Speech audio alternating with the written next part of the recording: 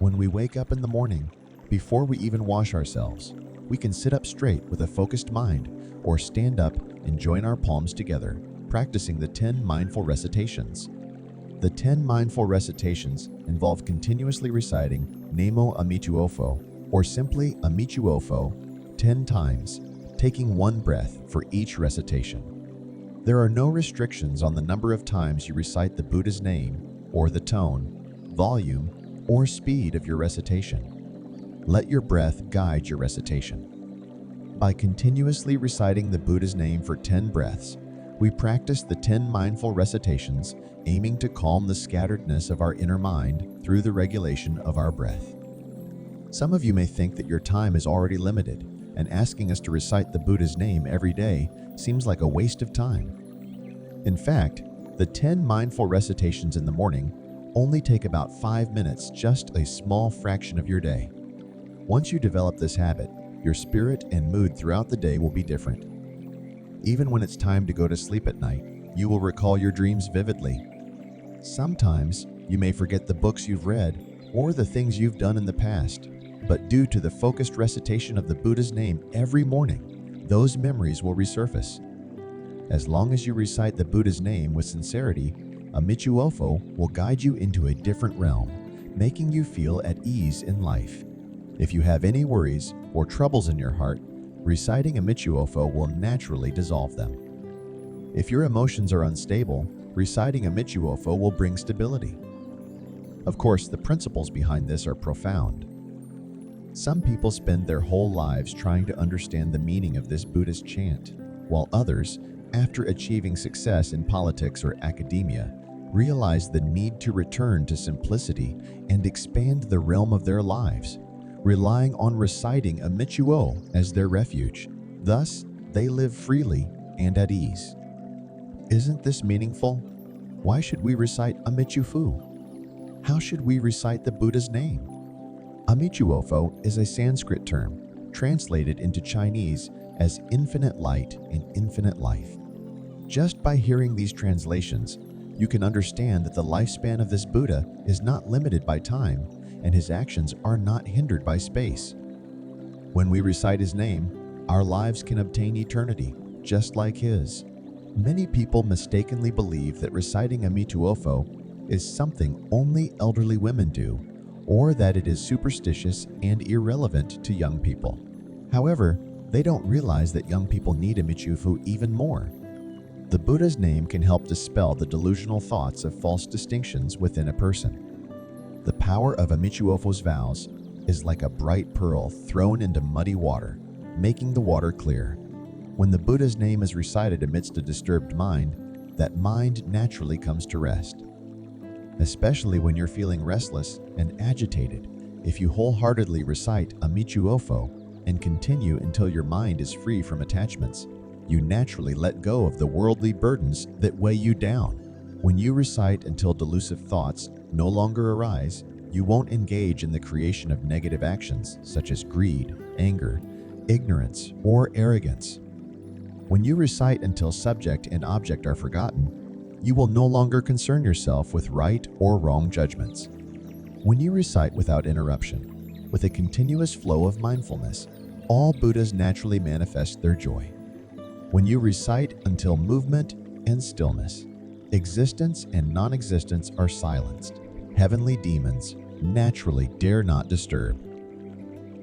When you recite until the principles of all phenomena are perfectly harmonized and not swayed by attachment or aversion, all dharmas naturally manifest, encompassing the 6 perfections and the myriad practices. All of these states are attained through the power of Amituofo's vows, allowing us to attain an incomparably deep and vast realm. In the teachings of Amitabha Buddha, regardless of gender, age, monastic or layperson, wise or foolish, rich or poor, everyone can recite his name. Even in critical moments, a simple Amituofo can often turn danger into safety. For example, when you see someone fall, saying Amituofo shows your compassionate heart. When you encounter someone who behaves badly, reciting Amituofo instead of expressing disgust can help cultivate your own refinement. When you don't know what to say to someone, a polite Amituofo is a respectful gesture. In summary, the name Amituofo carries infinite meanings. With just one recitation, it eliminates our arrogance, pride, flattery, wrong views, jealousy, deceit, stinginess, and unwholesome actions. By learning the compassion, equality, joyous giving, and humility of Amituofo, as well as the profound aspiration to benefit all sentient beings, we can transform this impure world into a pure land. When we recite Amituofo in our daily lives, there are various tones and styles. In group recitation, there may be different rhythms with 7, 5, or 4 beats for the 6-character phrase. Group recitation emphasizes unity and grandeur. On the other hand, individual recitation allows freedom of expression, whether you want to recite loudly or silently, continuously between your lips and teeth, or with a single bow or a single sound. You can also recite while meditating or use prayer beads to count. Regardless of whether you are walking, standing, sitting, or lying down, you can recite the Buddha's name. Just one Amituofo can fill your life with infinite brightness. Before going to sleep at night, you can establish a good habit, the 1 incense stick routine. This means taking the time to sit on your bed for the duration of burning 1 incense stick. The length of time can vary from person to person, an hour for the elderly or even 5 minutes for others. The important thing is to be consistent. Now, how should we meditate? When meditating, you can use a cushion or a pillow to elevate your sitting position. The legs can be crossed in a full lotus position or a half lotus position. For beginners, it may be challenging and uncomfortable, so sitting with one leg folded is also acceptable, either the right leg on top of the left or vice versa. However, it is not recommended to place both legs underneath, as it does not conform to the standard and does not yield the desired results. Why do we need to cross our legs? It greatly aids in focusing the mind and unifying our intentions. After sitting down, it is better not to lean against a wall, as it can hinder blood circulation and may cause problems over time. The back should be neither too straight nor too curved.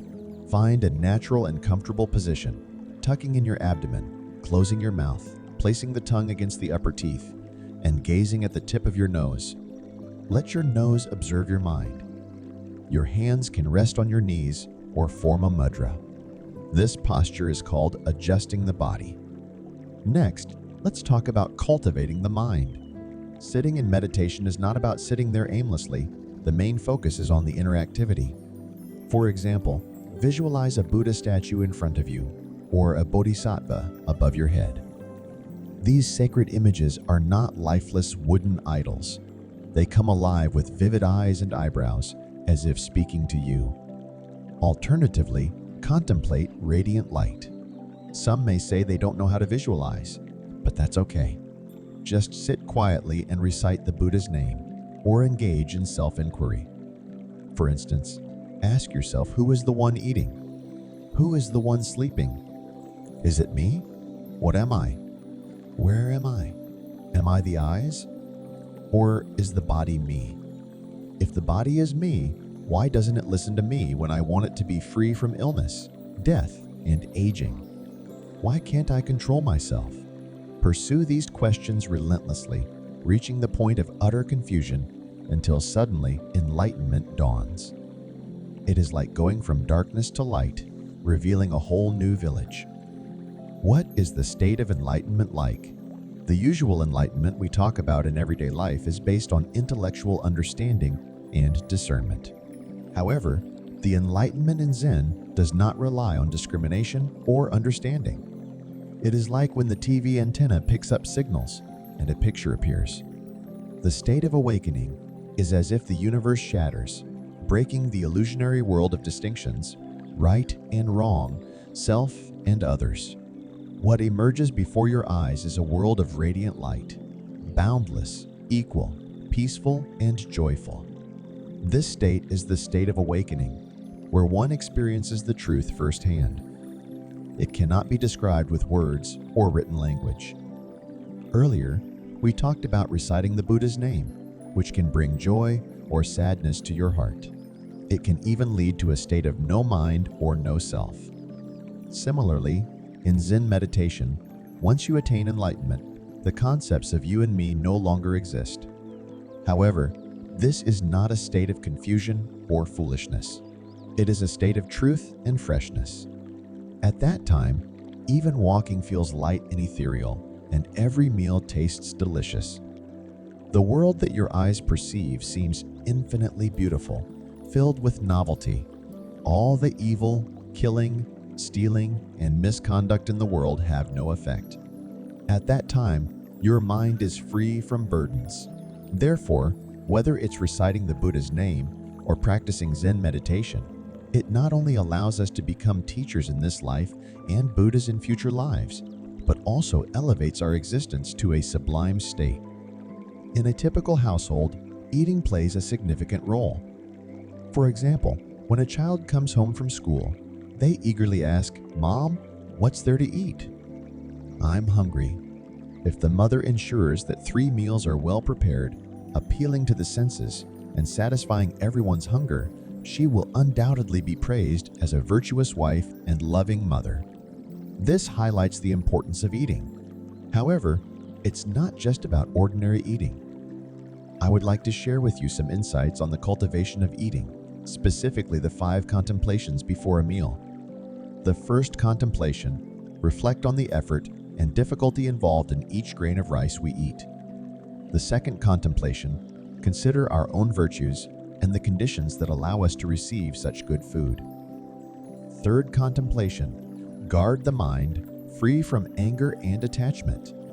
When eating, do not let the mind discriminate between good and bad without generating aversion or joy. Fourth contemplation: right food as medicine to cure bodily ailments. Regard eating as taking medicine. Just as a person suffers from hunger and thirst, we use food and drink as a remedy. Fifth contemplation: receive this food for the purpose of attaining enlightenment. In order to achieve greater goals in life, we cultivate the provisional to realize the ultimate, fulfilling our spiritual path. I share these 5 points with you, hoping that when you eat, you completely abandon the mentality of greed, anger, and attachment towards food. Instead, use these 5 contemplations to discipline yourself and constantly remember the blessings bestowed upon us by society and the convenience provided by others. When we feel that we have received much from others, but have not given enough, by cultivating such thoughts, it becomes easier to be content and develop a grateful heart. In this way, your life can be light, peaceful, and joyful. In Buddhism, before every meal, we engage in these 5 contemplations and chant. Buddha's disciples abide by the 5 contemplations, refrain from idle talk, and diligently practice giving. When the assembly hears the sound of the bell, each one should bring their mind to the present moment.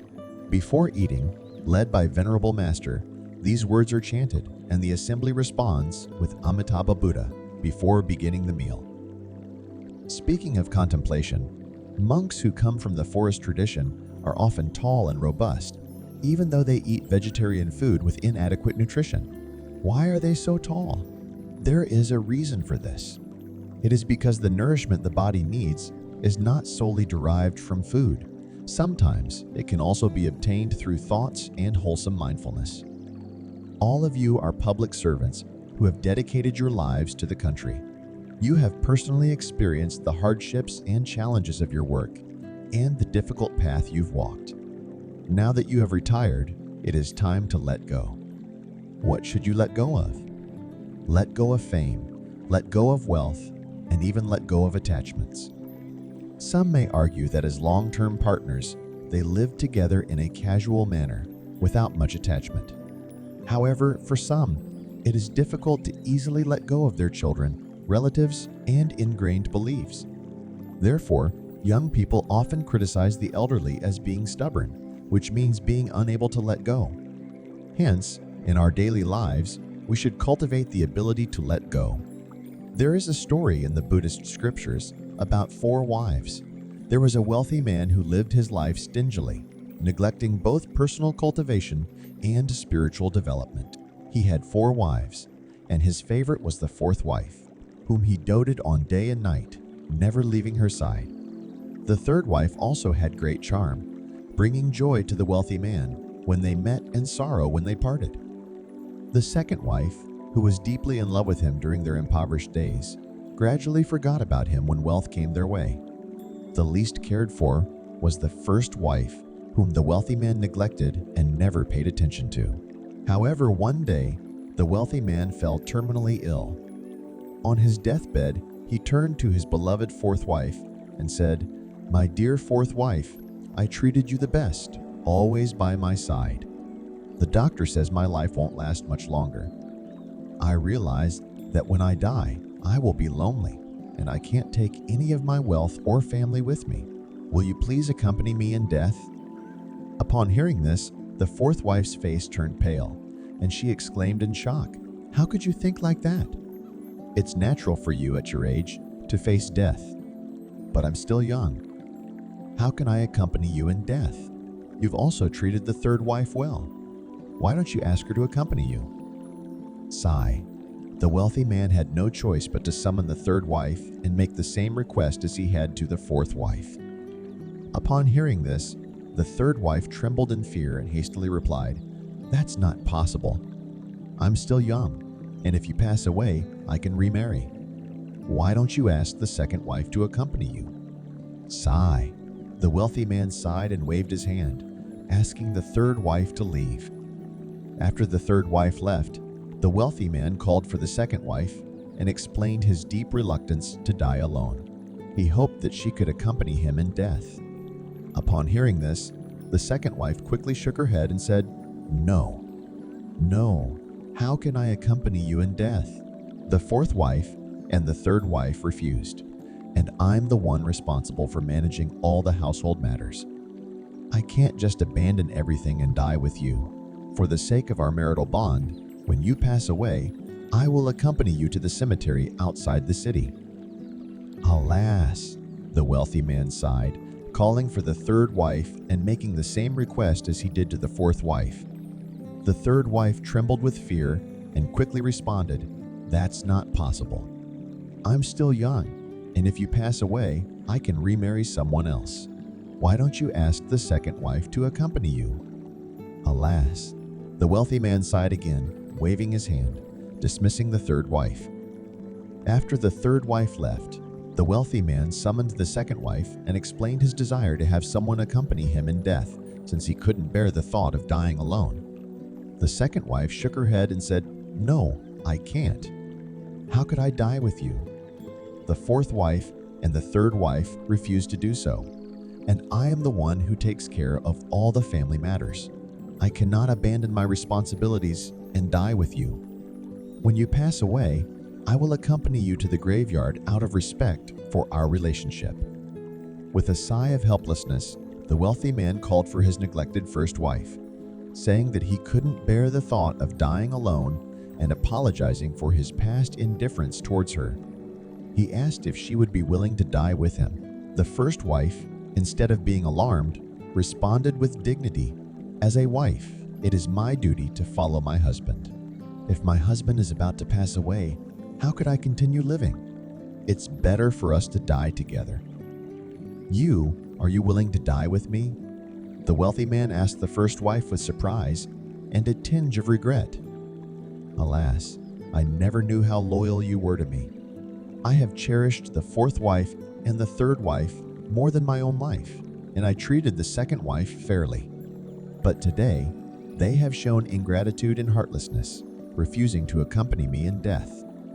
I never valued you, yet you are willing to be with me forever. Alas, I have let you down. Why didn't I treat you better earlier?" After speaking these words, the wealthy man embraced the 1st wife, and together they passed away. In this story, the 4th wife who never left represents our physical body. We often adorn ourselves and strive to appear youthful, but our physical beauty and youthfulness offer no assistance in shaping our future. The 3rd wife, who was willing to remarry, symbolizes our wealth. When we die, no matter how much wealth we accumulate, we must leave it behind for others. The second wife, responsible for the household, represents our relatives and friends who only remember us when they need something. When we pass away, they may walk with us for a short distance during the funeral procession. The neglected first wife represents our heart. During our life, if we neglect to cultivate our inner being and only indulge in worldly desires, we will realize at the time of death that we cannot take our desires with us. The only thing we can bring is our heart. As the saying goes, everything can be left behind, only our deeds follow us. This is the essence. Therefore, even if a person enjoys prosperity and fame in their lifetime, reaching old age and retirement, the most important thing is to be able to let go. The joys and pleasures of worldly desires are fleeting, and our spouses and children become strangers. Therefore, we must learn to detach ourselves in life. Life and death are inevitable, but let us leave a steadfast heart for posterity. Many people fear and dread death, associating it with the alas, sighed the wealthy man, feeling helpless and full of regret. Unable to find a solution, the wealthy man reluctantly called upon his neglected first wife, whom he had never paid much attention to. He said to her with remorse, "Dear first wife, I sincerely apologize for my past indifference towards you. Now, as I face my impending death alone in the netherworld, without any companionship, would you be willing to join me in death?" "Really? You are willing to accompany me?" The wealthy man asked the first wife, surprised and filled with a sense of wonder. He sighed and said, "Alas, I never realized your unwavering loyalty towards me. I have cherished my fourth wife and third wife more than anything, prioritizing them over my own life. I have treated the second wife fairly as well. Yet, when I faced death, they have shown ingratitude and chosen to abandon me." Upon hearing this, the first wife, instead of being frightened, responded with grace and dignity. A wife should follow her husband's fate. "If my husband is about to pass away, how can I continue to live? It is better for us to depart together. I have overlooked your worth all this time, and now you are the one willing to be with me till eternity. Alas, I have underestimated and failed you. Why didn't I treat you better before?" After expressing these heartfelt words, the wealthy man embraced his first wife, and together they embraced death. In this story, the never-departing fourth wife represents our physical body. We often spend time adorning ourselves, trying to look beautiful and youthful, but these external appearances do not contribute to our future. The third wife, who is willing to remarry, symbolizes our material wealth. When we die, no matter how much wealth we possess, we must leave it behind for others. The second wife, responsible for managing the household, represents our relatives and friends who only remember us when they need something. When we pass away, they might accompany us for a short distance during the funeral procession. The neglected first wife represents our inner self, our heart. During our lifetime, if we neglect to nurture our inner being and indulge solely in worldly desires, we will realize upon death that we cannot take those desires with us. The only thing we can carry is our heart. As the saying goes, we cannot take anything with us when we leave this world. Only our actions remain. This is the essence of the story. Therefore, no matter how successful or renowned we become during our lifetime, as we reach old age and retire, the most crucial thing is to learn how to let go. The transient pleasures of worldly desires are fleeting, and our spouses and children become strangers. Hence, it is vital for us to cultivate a mindset of detachment in our daily lives. Throughout history, everyone has faced mortality, but what remains is the unwavering spirit within us. People often fear and dread death, associating it with the coldness, rigidity, dirtiness, and repulsiveness of a lifeless body. Such thoughts create anxiety and worry about the arrival of death. However, in reality, life follows the natural cycle of birth, aging, illness, and death. The world undergoes a cycle of creation, existence, decay, and emptiness. Nothing can exist permanently or eternally. not even the mountains, rivers, sun, moon, and stars, let alone our mortal bodies. Nevertheless, even though our physical bodies will perish, our spirit will never die. Personally, in the teachings of Buddhism, I have found great joy and solace in realizing that, although the body may die, the spirit is eternal. Death is like moving to a new home. When this house collapses, we find a way to move to another. It's similar to a machine breaking down, of course. We replace it with a new one. There's no need for us to be so saddened by this. When moving houses, we celebrate the joy of relocation. When a person dies, who knows if they might ascend to a heavenly realm or achieve spiritual enlightenment? What is there to be sorrowful about? Ordinary people in society mistakenly believe that when someone dies, they become a ghost. That's why many people immediately recite scriptures and perform rituals for their deceased elders, thinking that if they don't, their parents will go to hell. This is highly disrespectful.